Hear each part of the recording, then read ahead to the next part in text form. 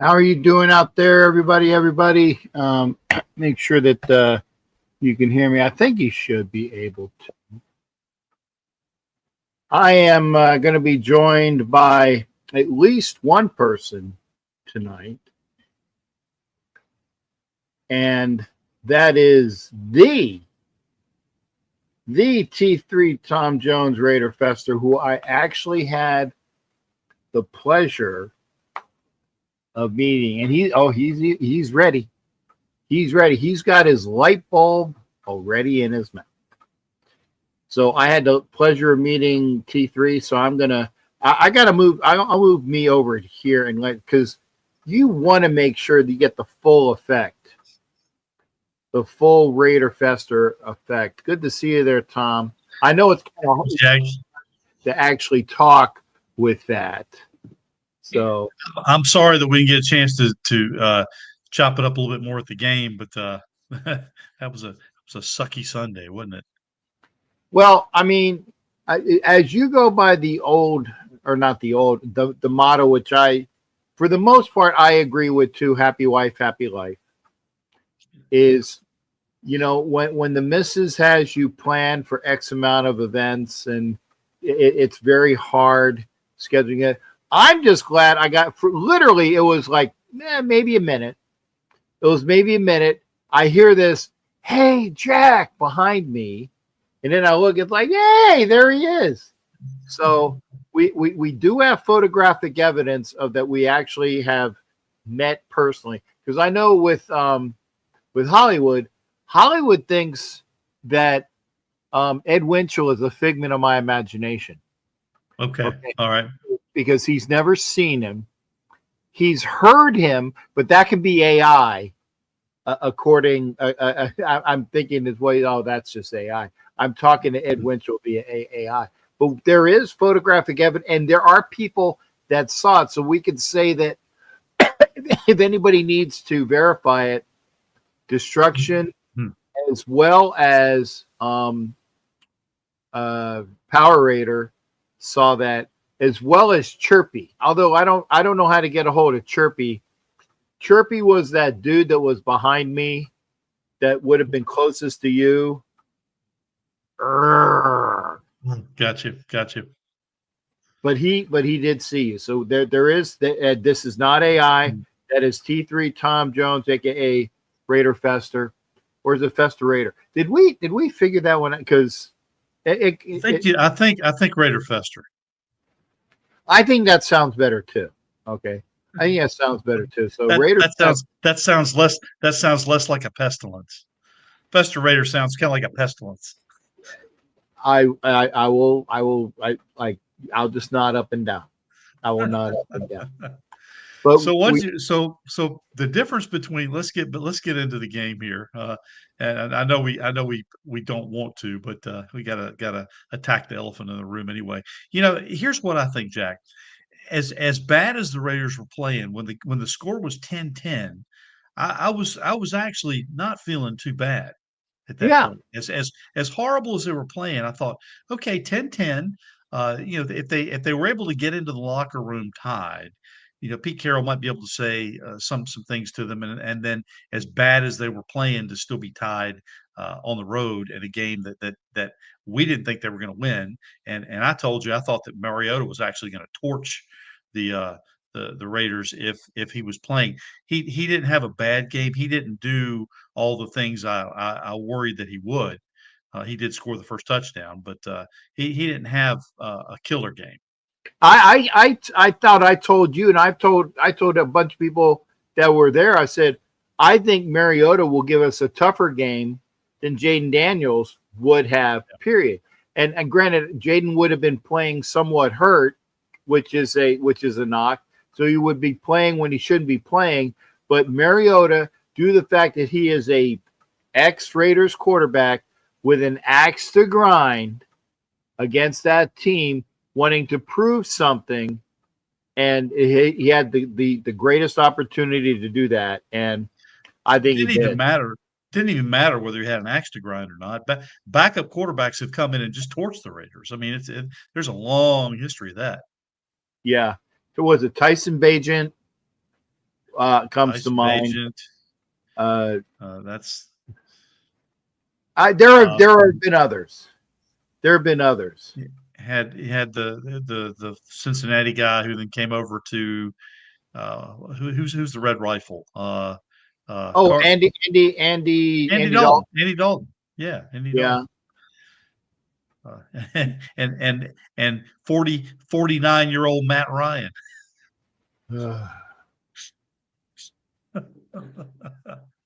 I'll tell you what. But here's the thing. I probably saw the worst tackling on a Raider defense that I've seen since probably going back to 2008. I mean, that tackling was atrocious. It wasn't tackling. I give to you, and I sent to you, like, where is the cut up video that we need right now of Sir, and he should be knighted, Sir Vince Lombardi, saying, "What are you doing now? There ain't no tackling. All grabbing. Grab. And that's what it was. It was not tackling. And for those folks that have never seen that, look up YouTube Vince Lombardi grab, and that will come up, and you will get, because no tackling. It's like, God forbid you actually stop somebody. It was like the Raiders School of Olay. And not, Olay as in your skincare problems, like Olay, and you would just let them go by, and it was horrible. I think the only time I actually saw Max Crosby involved in a play was when he was at the tail end of one play and helped throw some guy to the ground after he'd already been stopped. It just kind of threw him down in disgust. I'm like, is that all you got? And I pictured Vince Lombardi on the sidelines yelling, "What the hell's going on out there?" We need Vince Lombardi drops for this show, because the best thing. Yeah, it was horrible. And even when the Raiders were down 17-10, after that horrible, I mean that guy, he broke like 5 tackles to score that touchdown, and one of the players, E-Rob, actually knocked Jeremy Chin off of him when he was trying to make the tackle. They were actually going to see, he had one player knock a player off another, but then even down 17-10 with 27 seconds left, you figure, okay, they're going to go into the half down 7, and then we get another ridiculous penalty. Malcolm Kuntz with a face mask sets him up again, and then the kid hits a 56-yard field goal, which is 5 yards beyond his range. Go figure, on the last play, which puts him up 10 at halftime instead of 7. So, I mean, it was just all downhill from there. It was a series of just gaffes and gashes. I know that girl, by the way. Gaffes and gashes. They're two sisters. I won't go into it beyond what you can figure out. What I like gashes better, because she was easier. Yeah. But that's, I got you. So you and I have been on the same page for a long time about the fact that the Raiders have not built up the lines, and it's come back to cost them. I mean, you and I talked about Mimbo versus Genty, and I mean, I like Genty, and Genty broke out and got a couple of big runs, but you and I were talking what would be the conventional wisdom of getting Mimbo in the first round and then picking up a good running back in the second, and again addressing that need. Ever since Trent Brown helped decimate that line back in 2019, 2020, and they've never addressed it since then. I mean, Christian Darrisaw was right there on the board for them to draft, and they passed him up. And then they went through the whole season, never brought in a veteran offensive lineman.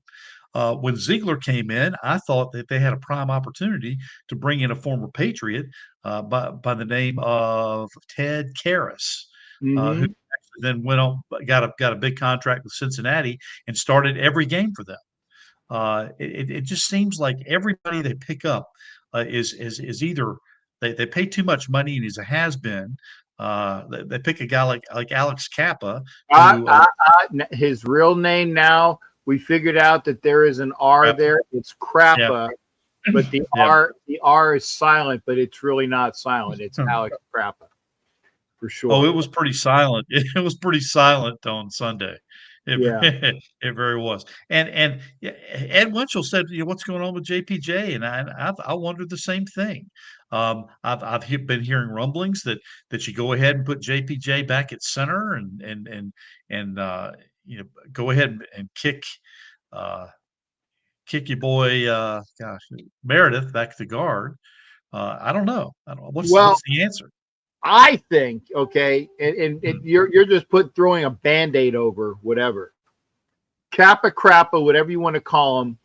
And again, there is a former Raider that reminds us, and I will give him this. There is a former Raider that reminds us that if you make it to the NFL, okay, you're not shit, or you're not crap, or you're not horrible, because you are an NFL player. And I take that is the truth, but you could still be a horrible of the 0.1% of people that make it in professional football. You could be the pitiful end of that. And I will say that, and I'm not going to identify him, but I think people know who it is. So Alex Kappa sucks. Yeah. And Jordan Meredith is not doing well as well, because a lot of the pressure that Geno Smith is getting is right over center and guard, whether it's left guard Parham, right guard Crappa, or Meredith himself. And wasn't it you that were saying that, I think it was last week, that saying a lot of time that Meredith was shading over to try to help out snapping the ball. Yeah. So if you're trying to solve a problem by making another one, you're not solving the problem. But guard to guard is pitiful. And JPJ needs to be playing, period. Now, if he's having line difficulties in the calling, we'll see. I honestly think, and this is opinion, that JPJ is in Carroll's doghouse. I think this because, and I think I've said it before on the show, I will say it again, he came in there and he dictated to Antonio Pierce, I'm the center. I'm the center. I am the Remington Award winner in college. I'm that guy. Yes. No, nothing further. And he took that job. Now, at the end of the season, though, he had to go back to guard because James there was an injury thing and there was another injury. So JPJ did go back to guard at the end of last season, if I do remember, but they finally got rid of James. And we said, okay, now we know JPJ is our center. And then Carroll comes in and says, well, everybody's going to have to compete, which was like, okay, everybody. But it seems to me that the only person that he identifies by name is JPJ. And JPJ was able to play last week at guard. If you're going to stick him at guard, he was able to play at guard last week because he played 2 snaps on special teams. Well, if you're going to hold him out because it's a short week and he's coming off of a concussion and you're going to hold him out, then you hold him out of the fucking game. You don't play him at all. But he was able to play. And to me, that is saying to me that JPJ is in the doghouse with either the head coach or the line coach who just happens to be the head coach's son. I don't know what it is, but that's my take on that. I don't know. You know what that was, in my opinion? That was a Lane Kiffin move. That was a Lane Kiffin move. Lane Kiffin would have done that. Yeah. Okay. Yeah. And if we have a Super Bowl winning and national championship winning head coach doing shit that a crap head coach in the NFL did, i.e. of Lane Kiffin or Lame Kiffin or Lance Kiffin, if you listen to the great Al Davis in his press conference with the overhead projector, that's crap. That's crap. Yeah, it is, and it sucks. Yeah, and John Leon said, does Pete Carroll's son take the blame for our O-line? He does for me. He takes part of the blame, but he will never take the blame from Pete. Pete's not going to throw his son under the bus. There's no way. That's not going to happen. So they're just going to keep trying to juggle that offensive line and try to get what they can. Yeah, I'm at the point now where I'd say, hey, let's bring Will Putnam up from the practice squad, put him in there, put Will Putnam in his center, put Meredith and JPJ at the guards. Let's sit Dylan Parham down for a game. And let's see what happens because Parham wasn't doing crap. I mean, he really wasn't. Oh. There were a lot of times where he'd get up out of the stance and have nobody to block. He'd just be standing there. And Well, then you better go fucking find somebody, because there are other people that are getting their ass whooped when you're not getting your ass whooped. And I'm saying that and I like Dylan Parham. I do. Great guy, great attitude, but he hasn't played up to capabilities. And if you're standing around trying to find somebody to block, you are wrong. Because there's somebody to block. It might not be in front of you, but I guarantee you that there's somebody to your left or somebody to your right, or somebody that's coming off of a twist that needs to be blocked. Don't stand around and look at the fucking grass grow. And Parham, I think, has regressed since he came in as a rookie. Yes. I mean, he came in as a third-round pick in 2022, and I thought, hey, man, this is going to be the guy. He's going to come in, and he's going to take over center, and he's going to be the linchpin of that line, him and Colton Miller. And then 23 was kind of meh, and then last year was just not good. So he's just regressed, and they've just never done what they needed to do to just solidify that line. I mean, you and I talked about the offensive line, defensive lines, and you've got to build them up. And boy, they just got abused against Washington. I mean, Washington has a good team. They've got some good pieces, and they've got some good coaching as well. Now here's the other thing. And speaking of coaching, now when you go back to 2019, Raheem Morris was the guy I wanted. I didn't want Gruden. I didn't want Gruden 2.0. I like Gruden as a soundbite. I like him as with all the passion he brings to the Raiders, but he is not a good head coach. You saw what he did in Tampa. I mean, you saw what he did down in Tampa after he rode Tony Dungy's coattails and that team to a Super Bowl, and of course he had the plays handed to him on a platter by Bill Callahan. So I mean, they had that pretty much scripted, but. Again, he didn't do crap after that, and the Raiders are actually the one that beat him and caused him to get fired in 2009 when he was with the Buccaneers. But look at this. I was at that game. Look at this. Gruden got hired. Okay, he got run in 2021, and then Carmen Bracillo took over as interim. He's done. He's not coaching anymore. And then they bring in McDumbass. I'll call it that. And then he's done. He's not a coach anywhere. He's a coordinator, but he's not a head coach. And then the next guy they bring is AP. Done. Not a head coach anymore. Raheem Morris is at the last I checked is still a head coach. He has been a head coach ever since 2019. Well, his wide receiver coach was the first casualty of this year.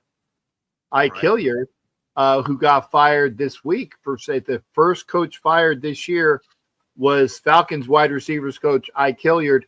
I don't know why, but obviously something bad happened when they got their asses kicked last week. I don't know how I didn't read the story. I just read the headline. So right. And when I guess what I'm saying just real quick is that Carroll is going to be gone in 2 or 3 years. He's not going to stay longer than 2 or 3. So again, there's the continuity, and there's Mark Davis, in my opinion, not picking someone who has got any staying power. And again, you look at it up and down the line. He's picking guys who don't have staying power at the head coaching position. You got to at least have somebody who's got the balls and got the skins and got the wherewithal to hang in there. Now Pete Carroll's the closest thing they have, but we know he's not going to be in there longer than 2, maybe 3 years. It's going to take 2, maybe 3 years to get this thing turned around. But again, and I'll make this prediction now. Max Crosby is never going to win a championship with his team. Not now. The way it's built right now, I agree with you. The way it's built right now, that will not happen. And people are saying like, and I can't remember who it was, but it was a troll that was in my roster. It said, trade Crosby while he's still got X amount of star power, and it's almost like trade doing the, although it's not as much as doing like the Emmitt Smith trade, or not the Emmitt Smith trade, the Herschel Walker trade, where the Cowboys got bang, bang, bang, bang, and bang for Herschel Walker, and it worked out for him. But it's unfortunate. I want Max Crosby to be there, but even John says it. Max, ASAP value, okay? But I don't want to see that happen. There's so much potential here. It's getting the guys together to work it, but they got to fix that fucking offensive line. And you were talking about bringing Will Putnam up. I say, you know what? Rip off the fucking Band-Aid. Bring up Grant. Bring up Rogers. And if you have to, bring up Laki Tassi.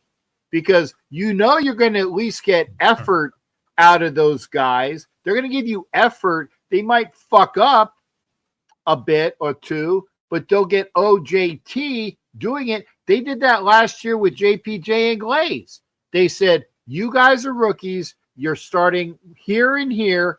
Go get them. And they played. Here's the other thing. When I was looking at the board up in the Commander Stadium before the game, I scratched my head. I said, "Wait a minute! There are four rookies that are not dressing out, that are injured, and this is only week 3 of the season." So you had Pegues, who was not dressed out; he was injured. You had Tank Hemingway. Hemingway, Yeah. and then you had the 2 rookie offensive linemen, Rogers and Grant, both. Yeah, did not. Yeah. I didn't pay attention to that. I was busy. So you had 4 rookies that were injured. I mean, and that's a hit on the who's drafting. You mean you got to have good, healthy people in your draft. You got to have them available and ready to go. And that was one of the reasons there that we had such failure. We had nobody to turn to on the offensive line because the 2 rookies were down, and those were the most logical candidates to step in. My guess is had either one of those guys been healthy, Alex Kappa wouldn't have seen the light of day.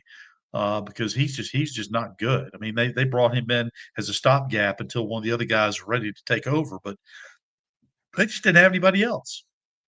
Well, you're talking about having somebody available to take over. I remember when friggin' Chandler Jones checked out mentally, not belaboring the fact that he had issues. Okay, I'm not on him about his issues. They said that don't worry, Tyree. We got a guy in front of you that's going to show you the ropes, okay? He wasn't available. He checked out, and Tyree was thrown to the wolves a little bit before his time, okay? So what you're saying on that as well is if you have these guys, which we drafted, Rogers and Grant, that are injured, and I didn't even – thank you for telling me that. I didn't even know that. If they're injured, what's the sense of even having somebody there? Because, and I'll need to check that a little bit more forcefully when I fly tomorrow, as soon as I fucking pack my shit, which I haven't done yet. But for tomorrow, what's the status of those guys? Because again, they're quote unquote the future. Throw them in there if need be. I do not want to see Alex Kappa again. I really don't. I don't want to see Alex Kappa again unless it's on the sidelines giving Gatorade and doing his best Bobby Boucher impersonating. That's some quality H2O. I mean, that's all I want to see from Alex Kappa. Sorry. Yeah. I mean, I'd even at this point just throw Dalton Wagner in there. I mean, what? He's a big guy. At least get him in there. Yeah. See what he does. At least he'll, for a second block somebody, if not on purpose, at least on accident, which is better than what Kappa's doing. Yeah, getting away. Poor Gino was running for his life, and Genty, and you probably heard this stat, but Jack already, but Genty, every one of his yards, except for one, was after contact. He's got like 144, and maybe I got the stat wrong, 144 total yards, and 143 of them are after contact. Yeah. We had guys around us in the stands going, he's a bust. He should have stayed in college 2 more years. And I said, look, he got the ball 17 times. 11 of those 17 times, as soon as he got the ball, somebody was on him. He didn't even have a step. And that's only 6 carries that he could do anything with. And when he got some space, he was able to make some hay. He really was. He was able to do well. Now the Raiders on the day were only 3.3 yards per carry, which is abysmal. But again, that only averaged out because Genty had a couple of big runs there and later on in the game. But again, you just got to solve this thing, and I know that people don't like the dink and dunk offense and the short passes, but if that's all you've got to use it. I mean, I think I mentioned this to you earlier. Yeah, I didn't know who was calling the plays out there, whether it was Chip Kelly or Megan Kelly. I didn't I didn't know who was calling the game. Or Minka Kelly, if you want to go back to an even better looking girl, I think that was but Megan's okay as well. But hey, Chip Kelly, Chip from My Three Sons. I don't care. I just need somebody that's actually calling definitively good. If you guys don't know Chip from My Three Sons, go look it up. It's old. It's old. Yeah. But, it's old like us.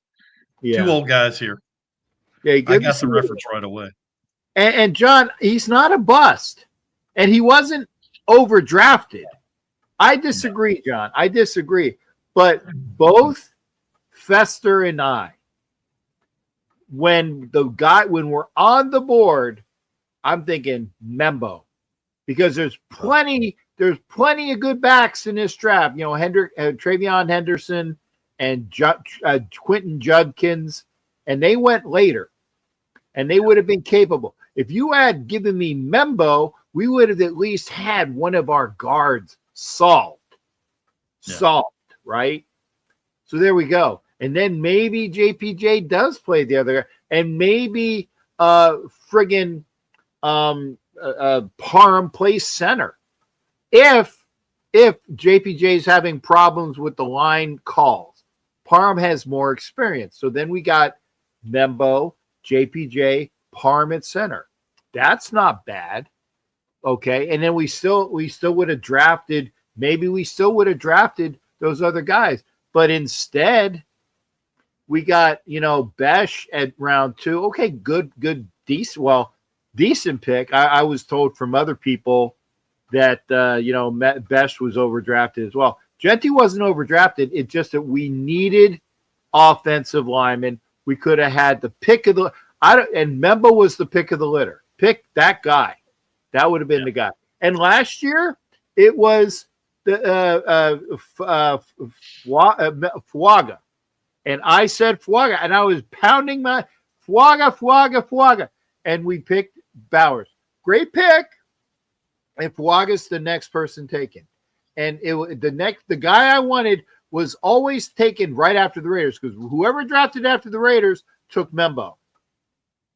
Even on the NFL Network today, I was listening to it on Sirius. I'm giving you guys a free plug, but Pat Kerwin and his co-host on Moving the Chains were even talking about that, because Raiders fans and even Philly fans were calling in and talking about just the dismal performance of the offensive line, and they commented about the fact that Membo was there for the pick, and they decided to go with the running back, and everybody was saying, well, Genty's going to be a bust, and they were saying, no, not so fast, but you have to have somebody to block in order to get it back done. If Emmitt Smith didn't have that great offensive line in Dallas, he wouldn't have been the all-time leading rusher. There's no way. There's no way. Okay, let's see what Troll Philly Mike says. Juwan Taylor and 2 fists for wide receiver Jacoby Myers. Hey, nice. Hey, Mike, great trolling. No. No. Not going to happen. But thanks for playing the game of who's my biggest troll tonight. And Philly Mike's got it. The last couple, whenever I see his stuff, I'm like, okay, I want to see what bullshit he had. But hats off to you. I am hoping so hard. I'm hoping so hard for a big Ravens victory this coming week to sink the Chiefs down to 1-3. I'd like to see that. I'd like to see that because, well, okay, let's go there. Let's go there. Are we winning Sunday, Fester? Are we? I think we are. I think we are. Despite everything that's happened, despite the fact that the Bears look pretty good against the Cowboys, and the Raiders are coming home. Now, I want to caution.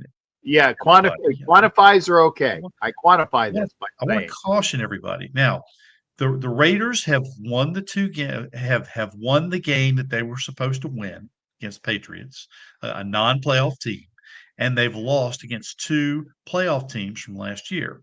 So when you look at it, they've beaten who they should have beaten, and they've lost to who they should have lost to. Now, if you look at it just strictly on that, they're supposed to beat the Bears. They're favored by like 1.5 points. I think that's the spread currently right now. Now I don't know. Ben Johnson is still young as a coach, and I don't have confidence in the Bears, despite the fact that they look pretty good. The Cowboys, I don't think, are a good team, so I don't think that's a good barometer to measure against. But I think that there's enough anger built up in the Raiders after that poor performance that they're going to just unleash the fury on the Bears. I'm hoping that that's the case, and I'm hoping that they'll just really break out and have a good offensive performance and just tell those guys, hey, if you can't block, just get in their way, and then use that short passing game and really take control of the ball. They were able to move it, and they were able to get some good yards and get some good drives at the end, but just the defensive lapses and the special teams lapses just killed them. And then even the one Geno pass on the very first one where they ended up getting only a field goal out of it, he if he had led the receiver, there's no way he's getting caught. But he didn't. He kind of hung the ball out there, and I think it was Jacoby who hauled it in, but had to kind of wait on the ball a little bit. And then if Dante Thornton had even had any block at all downfield, he kind of got the guy's way and kind of knocked him into Jacoby, who then made the tackle. But then you're set up with first down. You run the ball, gain a yard, and then you run the ball again and gain nothing. So on the first two plays, you're getting 0, and then he throws an incomplete pass on third down. So all that is wasted. Just continue to go with what's working. If Jacoby is got the hand, feed it to him. On that one pass play that they tried to force to Brock Bowers in double coverage, Jacoby's running wide open in the middle. So again, you've got to take what the defense gives you. I know Al Davis would roll over in his grave hearing me say that. Take what we want. We don't worry about what they're giving us. We take what we want, and I agree, and that's it. But see, that was in the era when we could do that shit. Right. We could do that shit, and that's not happening now. It's not. So when you have a defense that is going to go out and punch somebody in the mouth, you can play that way. You can play fearless on offense. You can go for touchdowns, and you can know that when your defense comes out there, they're going to just wreak holy hell and either get the ball back or just make life miserable for the opposing team. But we don't have that now. I mean, I would, and I was upset. I admit I was upset, and I was on whichever show. I think it was the one with the coach the other night. I said, I have to look at the schedule to see what is a winnable game. And what I said was, based on the way we played against Washington and based on the way that the Bears played against the Cowboys, I didn't count that as a winnable game. And they said, well, you got the Titans coming up. I said, okay, yeah, maybe that's a winnable game. And they said, well, you got because they were just, oh my God, the words that were being used on the division that has the Texans, the Titans, the Jaguars, and whoever I don't know who's the fourth. The Colts. Well, the Colts are going to boat race us. Right. Oh yeah. And that's coming up next week. Right. They're going to boat race us. So, and they're going to win the division by default based upon the way that they were playing and the other teams in their division are playing. They're probably going to have a playoff spot wrapped up by week 10. Okay. Yeah, they may have it clinched by week 6 at this rate. Yeah, but it's just the way it is. So I said, okay, maybe we can beat the Titans, maybe we can beat the Jaguars, and maybe we can beat the Texans. Okay, so with the one win that we had with New England, that's 4. So then I got to think. I said, I got to find 3 more wins to get paid, and it comes down to getting paid at this point. Maybe the Cowboys. They beat the Cowboys. Well, if they play the Cowboys the way the Cowboys played against the Bears, if you use the transitive theory of math, if the Bears can beat the Cowboys, then the Raiders beat the Bears, then by transitive the Raiders should beat the Cowboys. Transitive theory of math. Look it up, folks. They can also beat the Giants. True, but I don't want to wait until January to feel good about a game. I want to feel good, and I want to feel good soon. And again, both you and I were of the mind that this was not the year. No, this was not the year, but this was the gel year, to get to know the brother next to you year. And the only thing that they're learning about the brothers next to them is that, Townie from, Bobby Boucher's film is, oh no, we suck again. And that's about it. And it's unfortunate. Well, I did not expect them to go out and get pantsed on Sunday. Yeah. And they did. I mean, they got pantsed on the opening kickoff. Right. And when they kicked it, because I was down there in the end zone where they kicked the ball to Debo, and I saw where they were doing it. And I said, now I was telling my wife, she was sitting. I said, now if the Raiders angle all their coverage over, they can at least force Debo out of bounds. They can just kind of hem him in, and he won't have any place to go. And then he starts running, and my wife said, "What was that you were saying?" And I said, "Oh, Tell me again. Yeah. Now I will say this, and I would say that Thom was not scared. He was not scared. He did wear black. So it was all black, but he didn't have Chirpy on him the entire game. I had Chirpy on me the entire game, and I got so mad at him. And I was like, and I don't know if I called him listen, motherfucker, but the motherfucker was implied in this conversation. I said, listen, I never walk out of a game until there's 3 zeros on the clock. I'm going to be here. Are you? And he was relishing every bit of that. Hey, Eric, how you doing? Yeah. It was just ugly. And maybe they had to do that on the road to get that out of their system. I'm hoping that that's the case. And it's not going to be the way they perform at home, because I've already heard that it's going to be almost a 50-50 split. I know Chicago fans travel pretty well, and I know that there are people that I've talked to that have sold tickets, and I know people in Chicago that are traveling to the game. So it's going to be half and half, I think. Oh yeah, and the last time the Bears were out there, there was a lot of orange and black in that stadium, and that was Tyson Bagent. Yeah, and that was the game that I heard Bears Nation, and I turned around, and there was a dude I was bigger than me, and I had it was the adrenaline that probably had the aura, because this guy was big, and it looked like he was like bad Leroy Brown and his friends. There was like 5 of them. And I turned around and said, listen, you guys won. You took it to us. That's fine. But there ain't no fucking thing known as Bears Nation. There's only one nation, Raider Nation. Get it through your fucking head. And I was waiting. I'm waiting. I'm like, and I guess they said, no, we're not gonna kill the old man and be in the Las Vegas prison system for assault.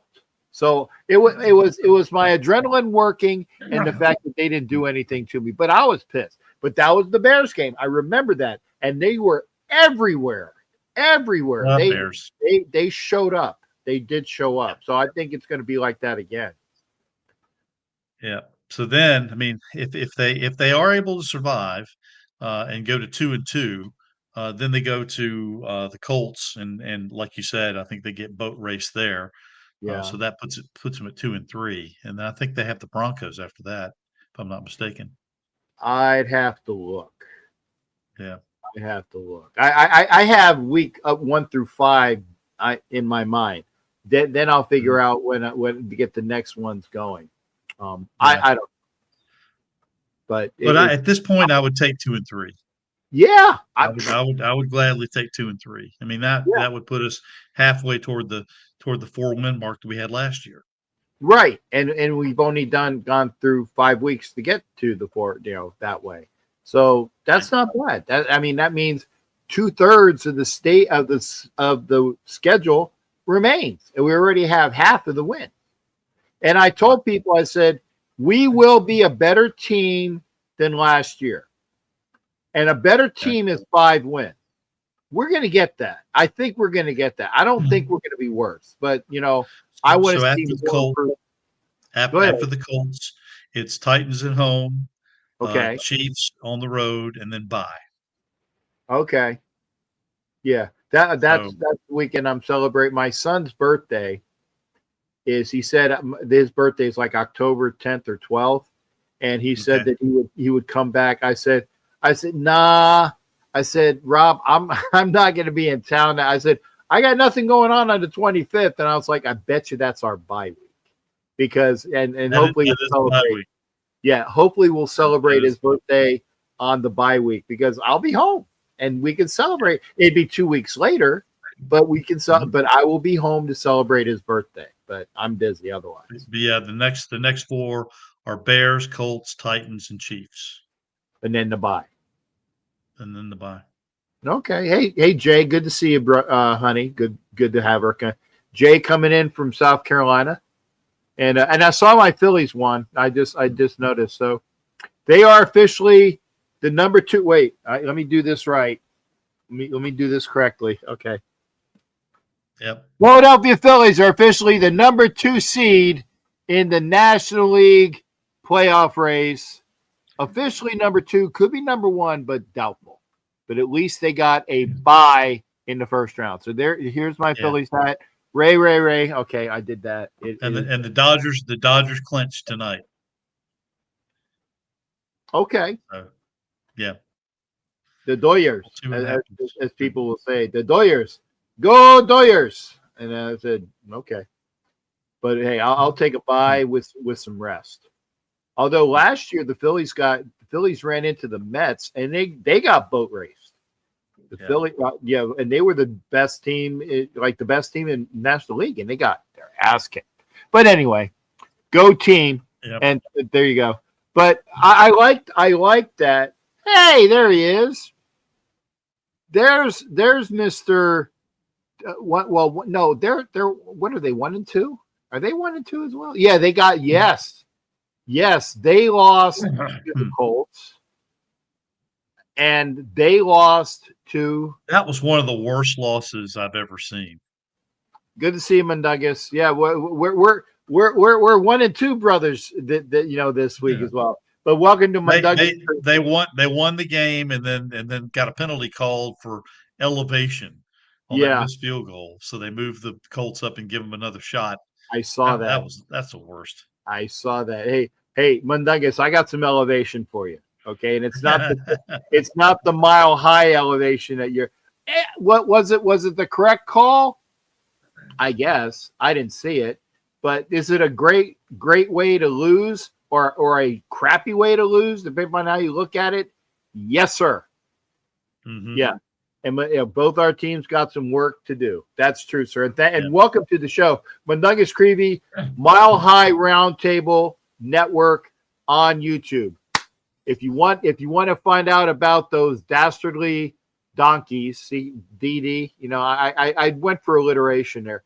Go check out Mile High Roundtable Network. Thank you. Isn't that what the D on the old helmet stood for? Donkeys.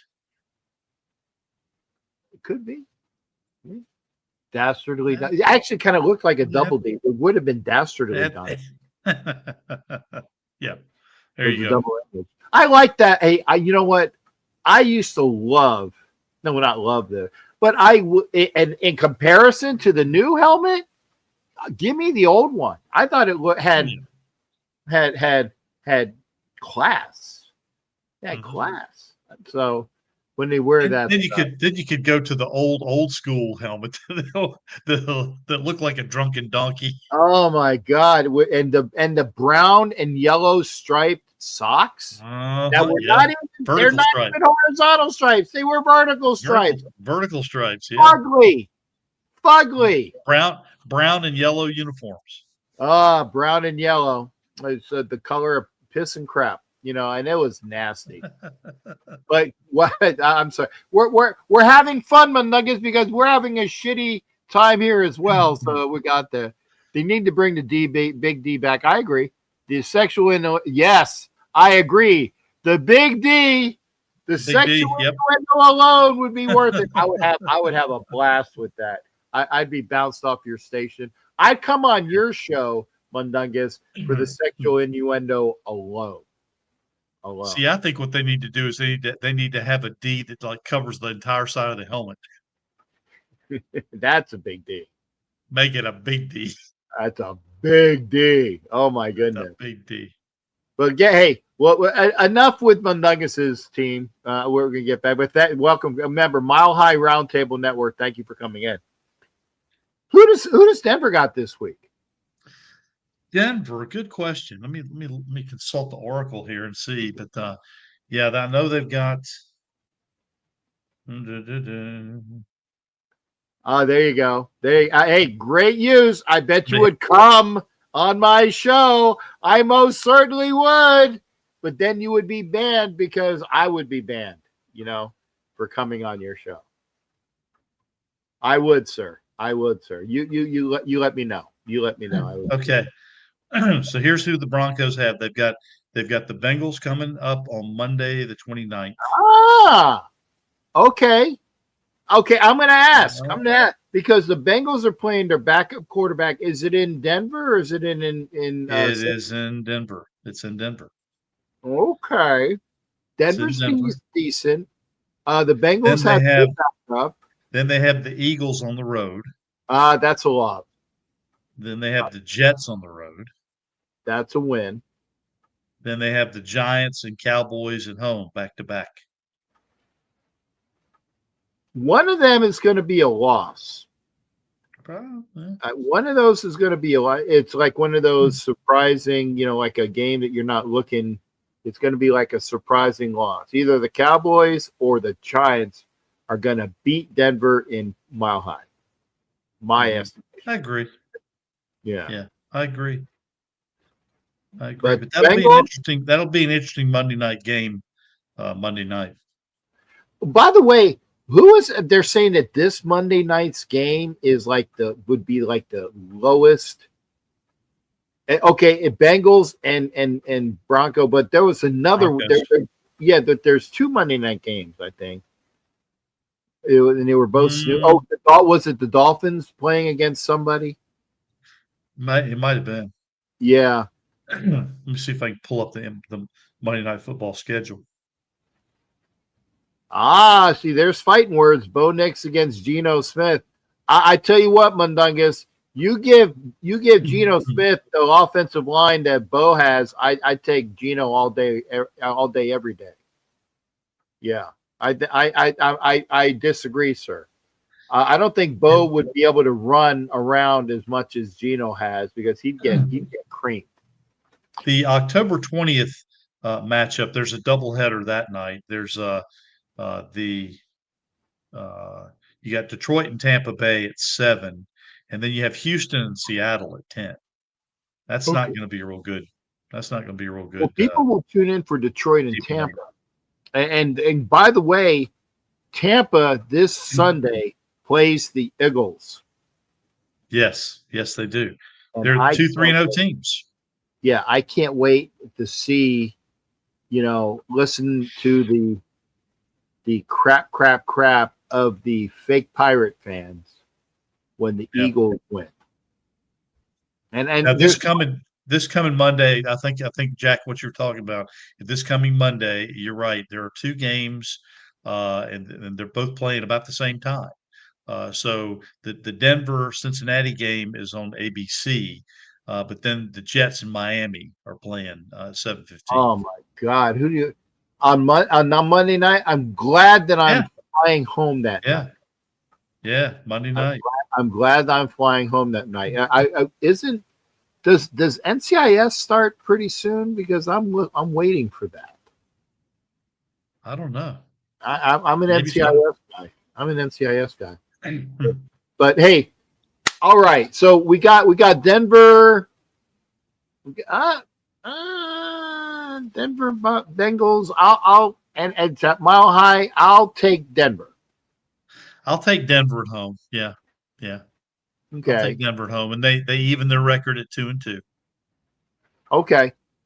Which I've got no problem with if the Ravens can take care of business and drop the Chiefs to 1-3. I'm okay with that. Brandon, I got to ask, you don't like John Spytek? Huh. Brandon, I would love to hear why. I mean, he hasn't done bad. I mean, he hasn't done as horribly as other people. Oh, at the Houston. Oh no, I apologize. Brandon Hallam is a Texans fan. I apologize. Now I remember. Yeah. Brandon Hallam is a Texans fan. Who is your general manager, Brandon? I gotta ask, because Brandon, we were supposed to meet each other in Houston in December. Maybe another time, sir. Maybe another time. But who is the GM of the Texans? Nick Caserio. Okay. I don't know Nick Caserio, but hey, forget about it. I got a fucking deal. Hey, they fell off the fucking truck. You know what I'm talking about? He's been there. He's been there since 2021. He came from the Patriots tree. Oh yeah, actually that does sound. So Brandon, you're excused, sir.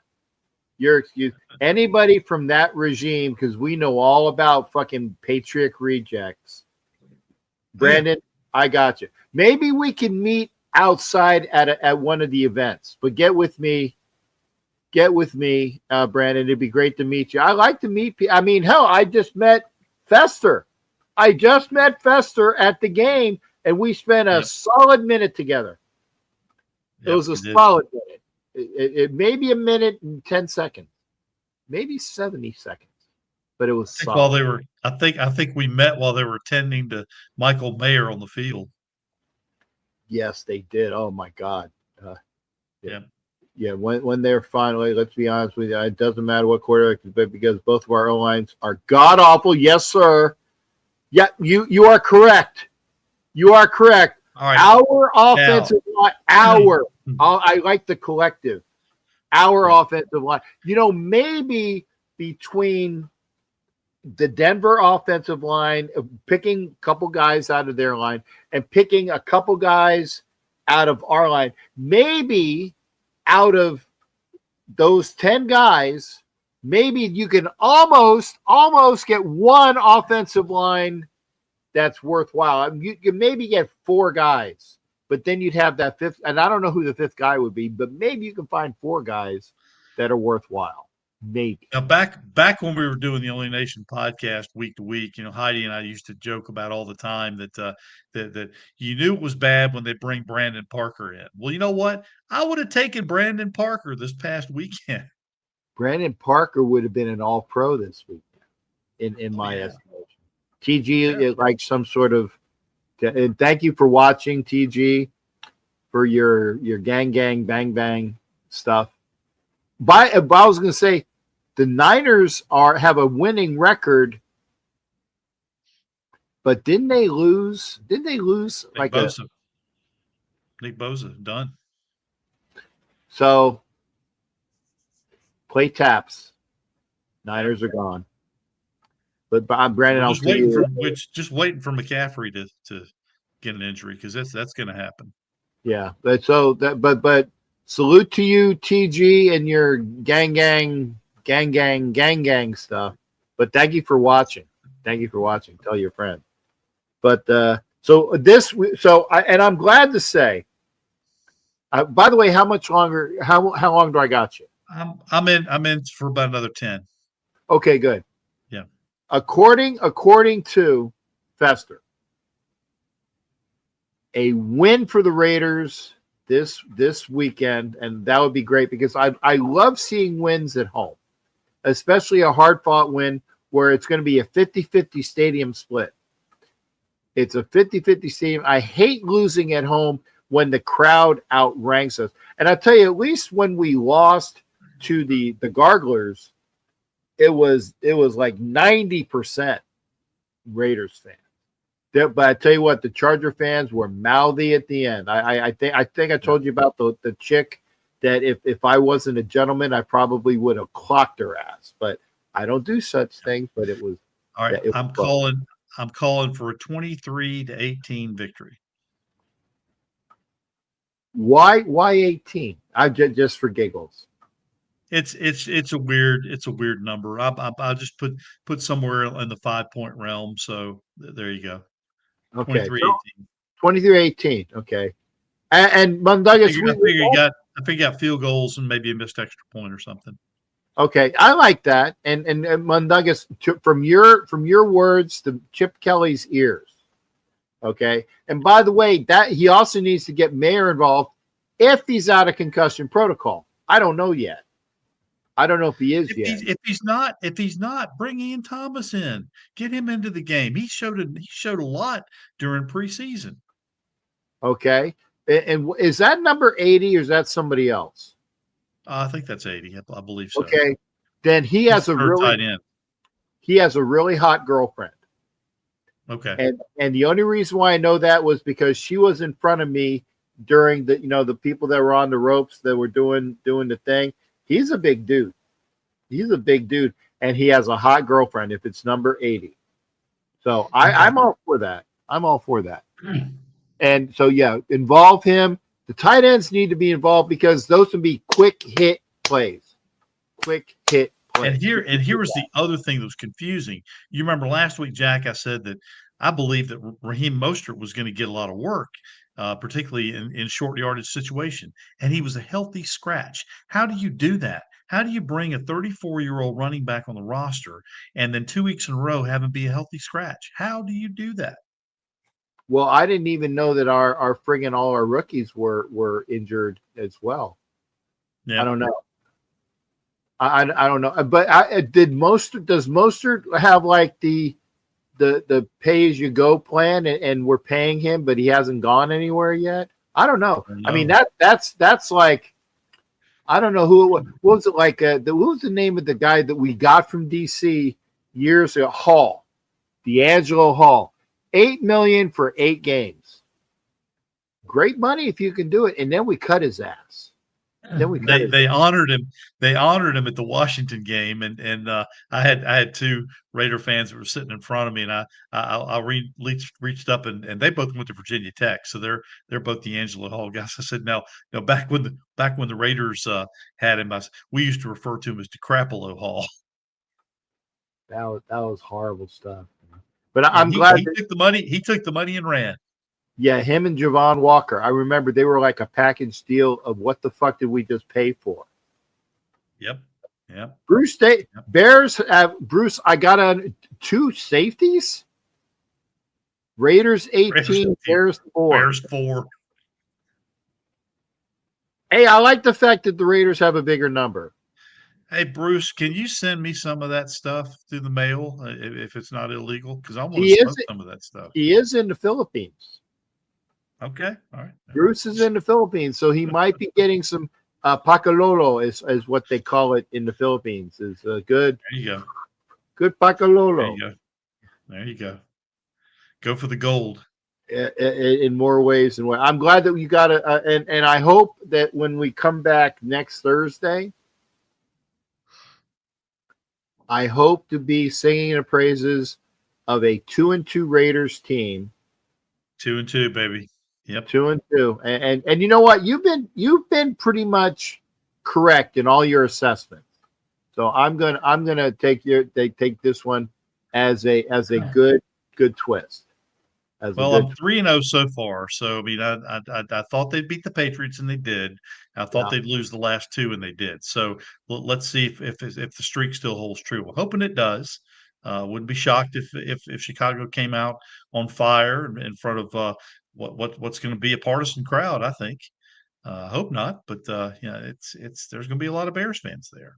And why wouldn't they be? I mean, Las Vegas is a gorgeous destination. That stadium is just top notch. I mean, it's off the chain, and they're figuring it out. I mean, the tailgates are certainly not like they were in Oakland, but they're figuring it out. They're figuring it out. They're making their own statement, and there's just so many great things there. I mean, if there's one place you had to go and circle it on your calendar, Vegas would certainly be the place. Right. And if you want to do, obviously the J lot is like Raiders, Oakland wishing to be. Yeah. J lot. B lot is kind of like it's very Oakland-esque. Yeah. The B lot tailgate out in Vegas, B lot, because you got Raiders sing and a lot of old school Oakland Raider tailgaters out in B lot. So B lot's a good place. J lot was some of the people that you'd always see in Oakland. So either J lot or B lot. And then the Black Hole has their own tailgate, and I don't misquote me, but I think it's N lot. Yeah. But look for the Black Hole tailgate. The B lot, I've heard people refer to that as Hagenberger Jr. Yes. That a lot of old, like I said, it's old school Oakland tailgate. Let's sing and the feel of B lot out in Vegas is very Oakland-esque, and I like that. It's very much the vibe. Yeah, very much the vibe. Except it's not. It's a lot hotter. Yes, but let me see. Is it what? Yeah, it's still September. Yeah. So September sucks in its temperature wise. But I'll have to look at I'll have to look to see what I don't know. I've been blessed with decent. I mean, we had rain here in Florida, so I had my what do you call it? My moving wheelchair thingy. It got wet, but it gets wet. Hopefully I'll get mine back, not the loaner, loaner. I want mine. I want mine. I want my mine. Okay.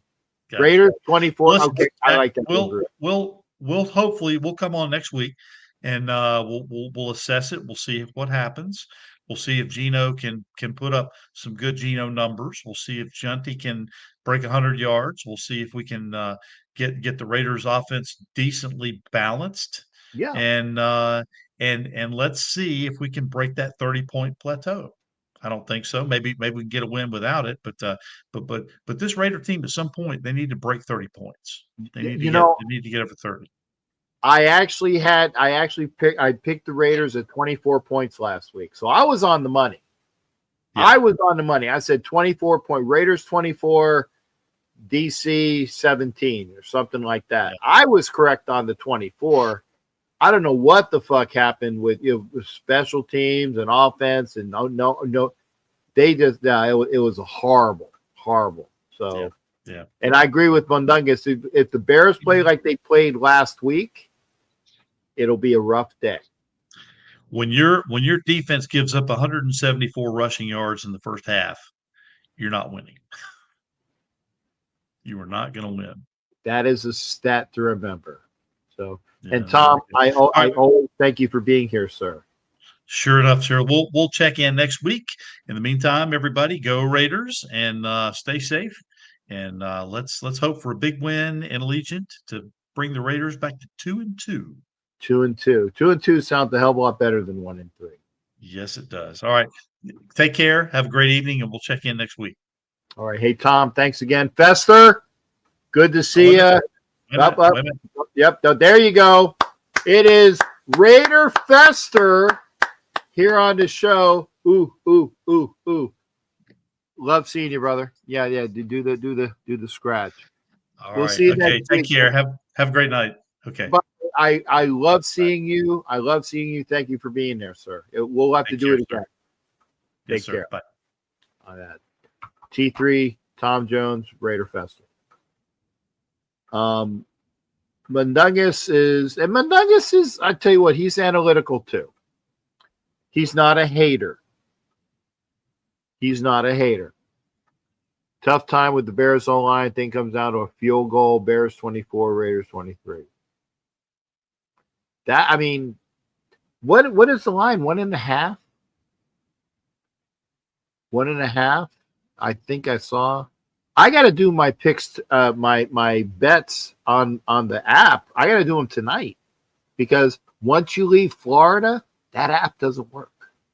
As long as I'm here in Florida, I think I got $100 to spend. Maybe I'll throw some more money on it.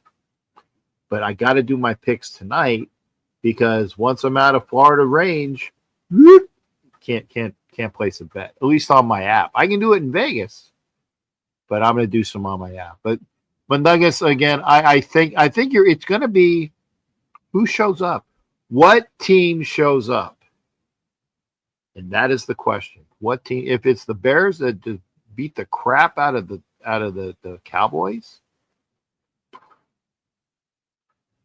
it's going to be a rough day. But if the Raiders can have the intestinal fortitude, you know what that means. Just like the Japanese guy said in the Major League movie, marbles! You have to be in your marbles! You got to see where the fucking balls are on this team. So until, and I'm still, pardon me, I've had this cough for forever.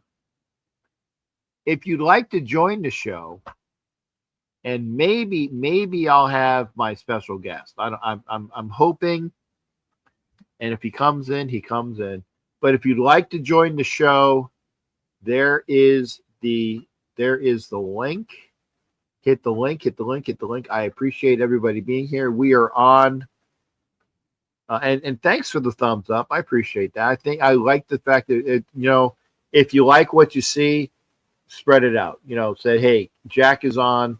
And Fester was on talking Raider football and good analysis, and like I said, Tom's got his shit together. Tom is knows his stuff. I'm hoping that we have our special guest, and maybe, and I'll have to see. I'll have to ask. I'm going to put in Johnny. I'll text him and say, hey, you coming on tonight? I'll see if Johnny will be here. Okay, let me hit my phone. Phillies won tonight. I did do my okay, let's see here.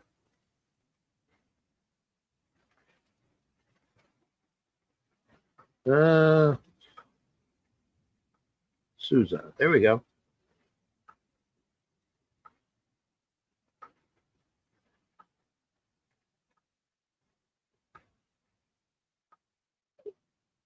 I'm trying to see if we did.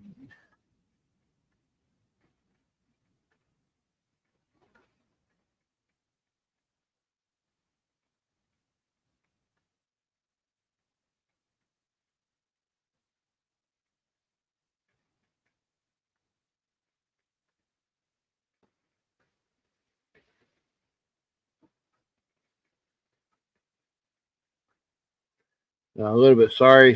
Pardon me. 1 second.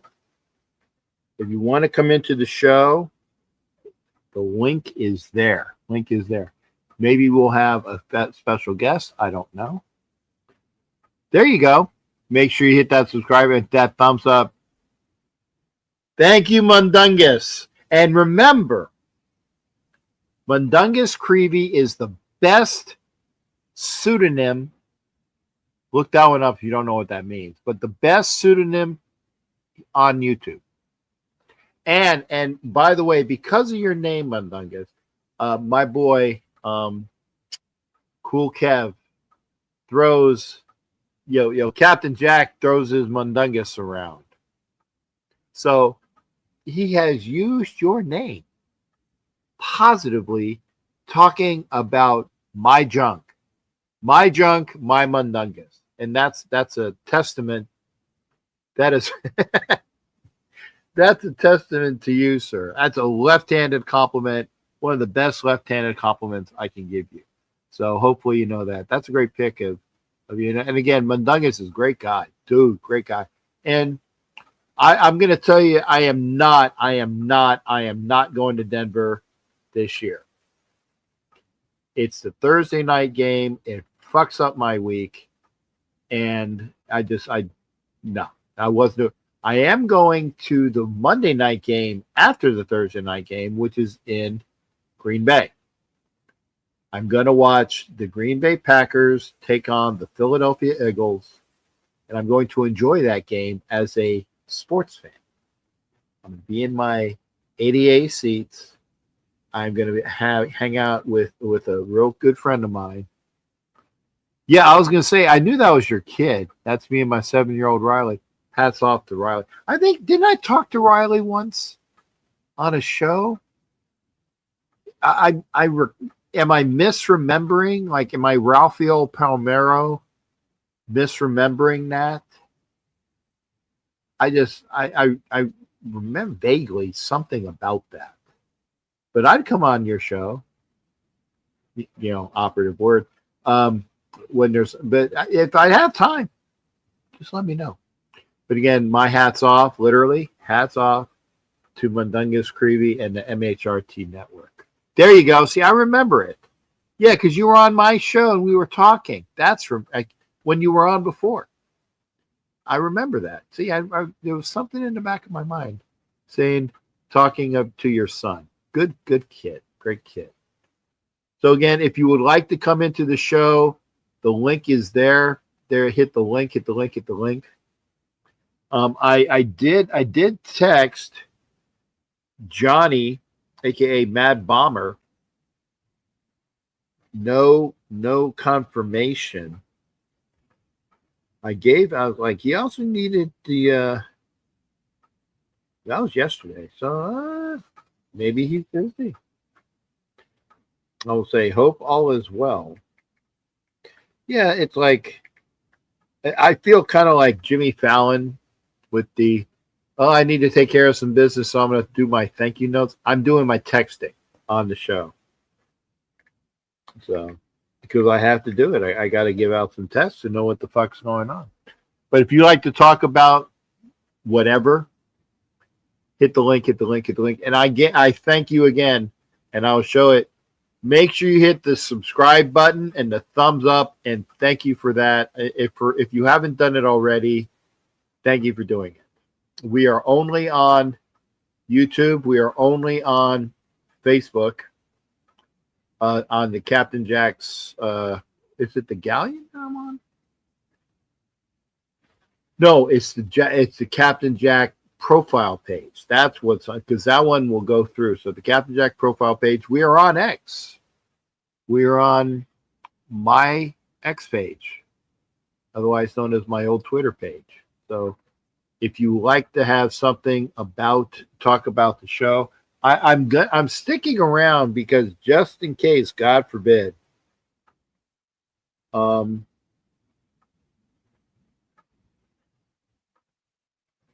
because again, I'm waiting on a possible special guest, and if they don't come on, stuff happens. But I want to be here. I said that I would be here for a 2-hour show. So I want to do that. What else is going on? Let's look at the standings. Because we need to look at that. And I kind of said this. Okay, so if you look around, okay, the Bills are, as we would expect, are running away with the division at 3-0. Okay, I don't know who they're playing next, but the Pats got a win. They got their one win. The Jets and Dolphins are god awful. So at least somebody's going to come up with a win Monday when the Jets play the Dolphins. Somebody's there. Okay, Chargers are 3-0, and everybody else is 1-2. Now the Chiefs play what? The Ravens? Chiefs maybe 1-3. Raiders could be 2-2. Broncos should probably be 2-2. So the Chiefs could be at the bottom of the division. I don't know who the Chargers play, but they're going to have to run. They're going to run into somebody sometime. Okay, yeah. Bengals. Are they gonna be 3-1 or are they going to be 2-2? Would depend. Steelers. Okay. When the Ravens are 1-2 and the Browns are 1-2 and the Steelers are 2-1, that's flip-flopping soon. And we mentioned the fact that the Colts, I didn't realize the Jaguars were 2-1. Texans are god awful and the Titans are god awful, so maybe those are two Raider wins. I thought the Raiders were gonna beat the Jaguars. I still think so. But yeah, if the Raiders in a little over a week, because they play in Vegas this week against, the Bears. And then next week out at Indy, awful. Going to be awful. Eagles are a solid 3-0. Commanders 2-1. They play like it. Cowboys 1-2. They looked bad. And the Giants are 0-3. That's expected.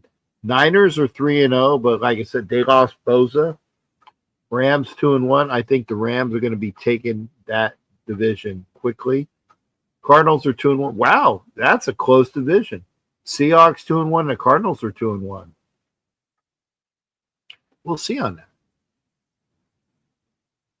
Green Bay 2-1. Vikings 2-1. Vikings, oh man, they looked awful. One game they just got destroyed.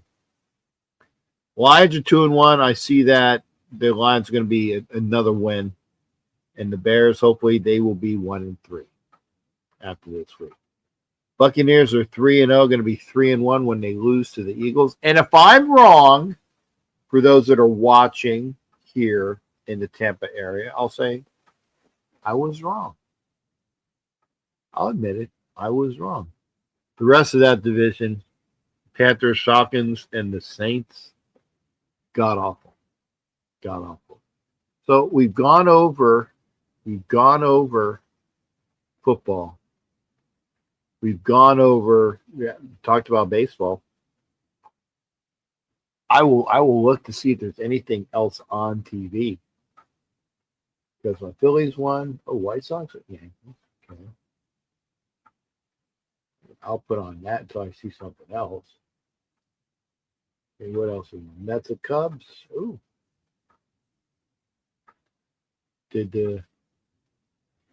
Mets and Cubs. See if that's going on. Okay. I don't know who won. Went right from a field shot to a commercial. I do not know who won. Maybe I'll go back up like the one above it, which is the same game. That's broadcast. And they're in a commercial too. So I don't know who won that game. Okay. Royals and Angels, I don't care. Rocky Jet Mariners, I don't care. And then a bunch of crap. Don't know. So if you got anything that you want to talk about, please. I'm going to be here for at least, I'll make it half an hour.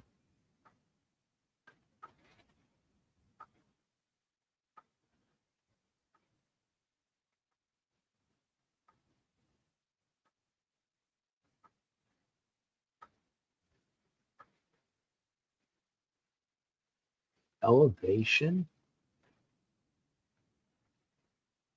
A sci-fi movie? Okay. I'll report it. I'm definitely not.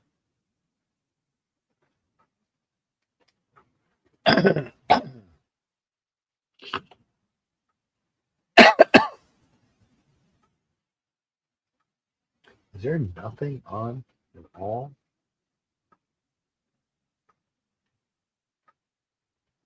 Okay. Logan, as of right now.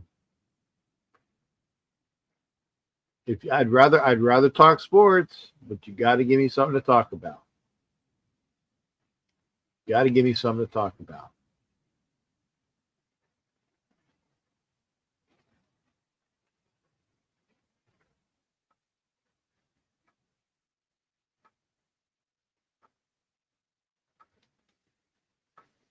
That's a good movie, Flight.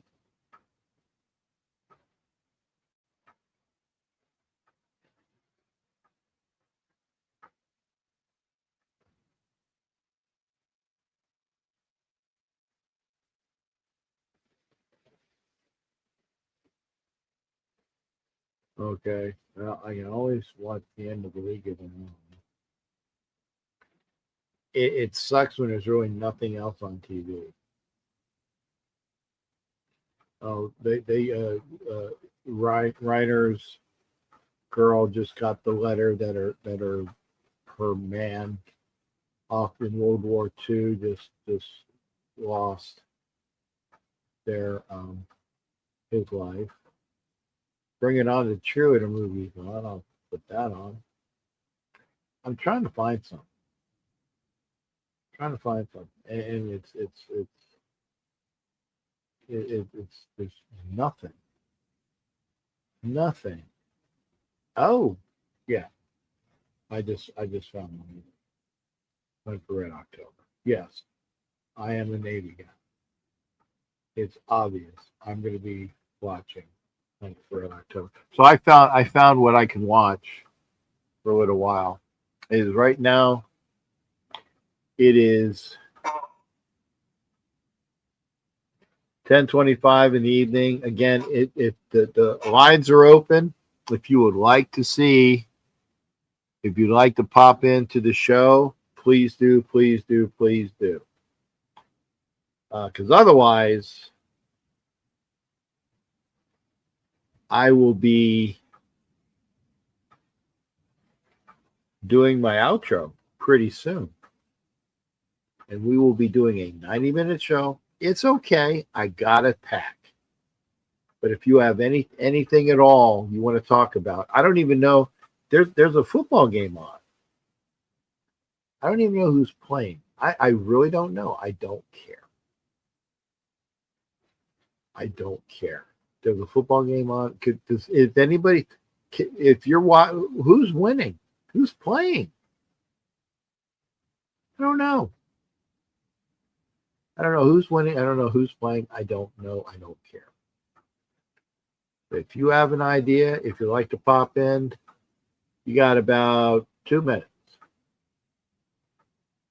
Because at 10:30, in about 3 minutes, I got to go.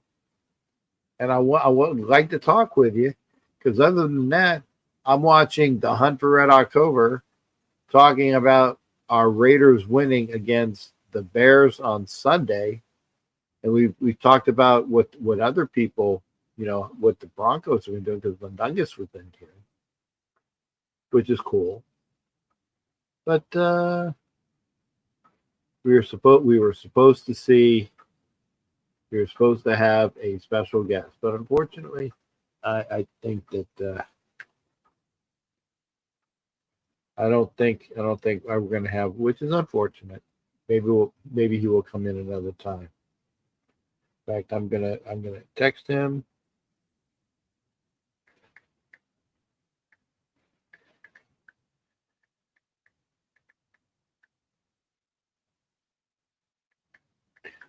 I gotta say, not a lot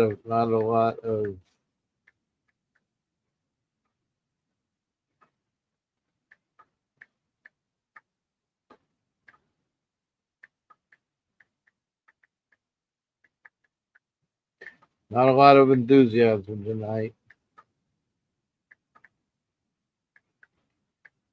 Ended the show.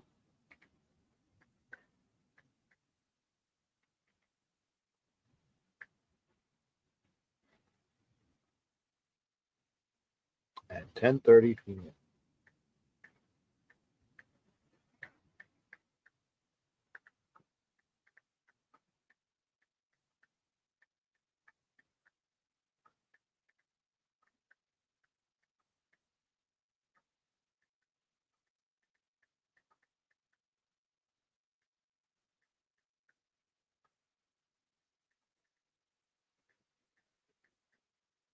All right.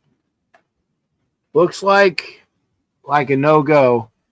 We will see you Sunday after the game. We will see you Sunday after the game. Take care of yourself. I'm going to do my outro. We'll see you for Sunday after the game. Take care of yourself. Arr, let's get that win.